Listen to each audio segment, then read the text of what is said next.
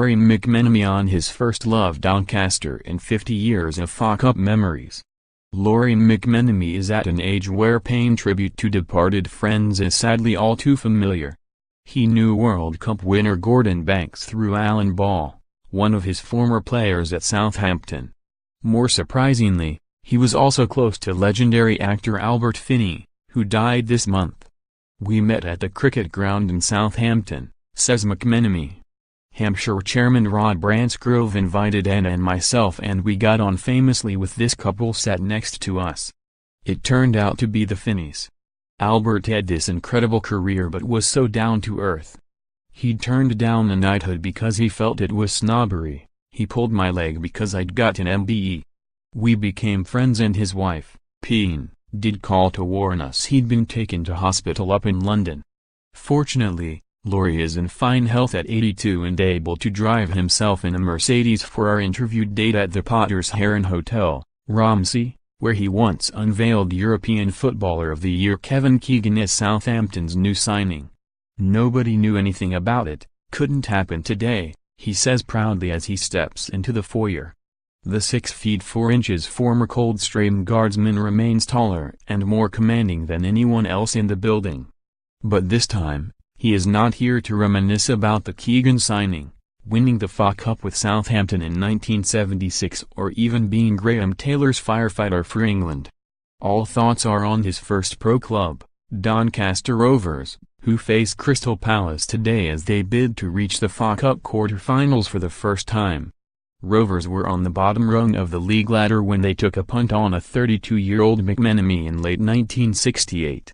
His playing career had been ended by injury during national service, and his only previous managerial experience came at part-time Bishop Auckland, later moving on to coach at Sheffield Wednesday. "Doncaster was my first proper job as a manager," says McMenemy. "The first thing that struck me was the chairman's house, a Mr. F.J. Wilson who owned garages. I'd never seen a house with outside lights and an electric gate. Very impressive. The work itself was more humble. The going rate for 4th Division managers was £50 a week, and every penny counted at Doncaster, who were overshadowed by Don Revie's Leeds and the Sheffield clubs. I hadn't had an illustrious playing career, and my predecessor, George Rayner, had managed Sweden to the 1958 World Cup final against Brazil. No wonder the players thought, 'Who's he?' I had to earn respect, and that made me work harder to win them over. And I didn't have a bag of money. You had to improve players rather than buy new ones. Luckily, I'd gained confidence and a sense of discipline from the army. I also learned a lot. I realized young players needed coaching, older ones needed managing. My motto was that I'd happily have a rascal at the club if he could play, but not a villain at any cost." Keegan, Bally and McChannon were rascals at Southampton. When they brought their suits to training, you knew they wanted to finish as quickly as possible to go racing. But it was the villains you had to be careful of. McMenemy experienced promotion and relegation in 3 eventful years at Doncaster, both parts of a steep learning curve. The rookie boss had to find a way of moving on club legend Alec Jeffrey, who was in decline after being dogged by misfortune. The young Jeffrey had been wanted by Matt Busby's Manchester United until a broken leg killed the move.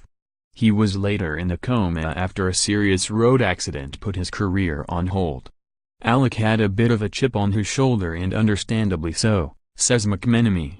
Imagine how he felt, not getting to the level in football he should have done.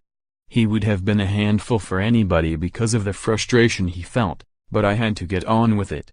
One of Jeffrey's last games for Doncaster was the first big match of McMenemy's career, an FA Cup third-round tie at Bill Shankly's Liverpool on March 4, 1969. The whole town went mad and we took 12,000 fans to Anfield, he says. My first big triumph was persuading the board to let us have an overnight stay to prepare.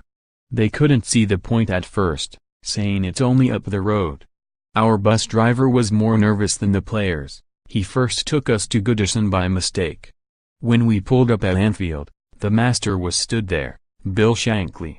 Short back and sides, red tie, immaculate, like the double of film star James Cagney, who he modeled himself on. As my players went past him, I could see their shoulders dropping. I found out Bill was telling them, "Have you still got a bad leg, son? Don't. Goodness me, you're not playing, are you? Don't." Little one-liners. McMenemy was invited into Shankly's office before the game and later into the famed boot room.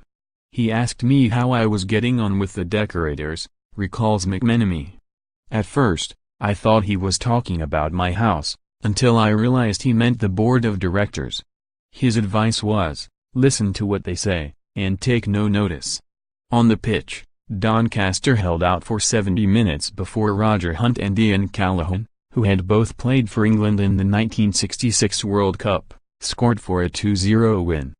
Doncaster won promotion that season but sacked McMenemy 2 years later after relegation. He did well at his next club Grimsby and became a legend at Southampton, despite relegation in his first season. The 1-0 victory against Manchester United in the 1976 FA Cup final remains the club's greatest day. I looked up with tears in my eyes when I saw the directors celebrating because they had stuck with me after going down, he says. Southampton finished second behind Liverpool in 1984, but it proved the beginning of the end. Keegan wanted to join Newcastle. We refused because he had a year left on his contract, so Kevin threatened to hang up his boots. When Kevin said that, you knew he meant it. I ended up leaving myself, to Sunderland. Big mistake. Jimmy Tarbuck used to joke, what have Lawrie McMenemy and the Titanic got in common? They should never have left Southampton. This afternoon Doncaster will occupy McMenemy's thoughts. I'll be watching, he says. Doncaster was special. It's where I first proved myself.